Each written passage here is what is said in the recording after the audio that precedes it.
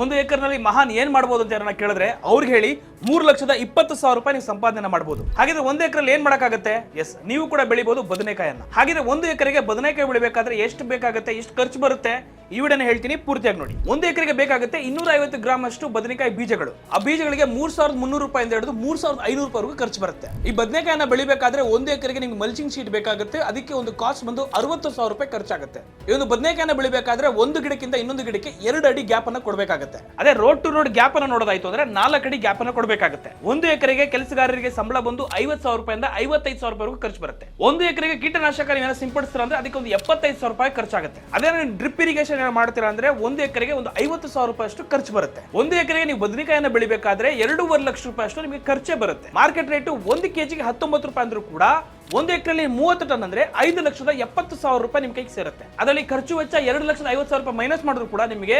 3,20,000 ರೂಪಾಯಿ ನಿಮ್ಮ ಕೈಗೆ ಸೇರುತ್ತೆ. ಒಂದು ಬದನೆಕಾಯಿನ ಬೆಳೆದ್ರಿಂದ ಕೇವಲ 3 ತಿಂಗಳಲ್ಲಿ 3,20,000 ರೂಪಾಯಿನ ನೀವು ಸಂಪಾದನೆ ಮಾಡಬಹುದು.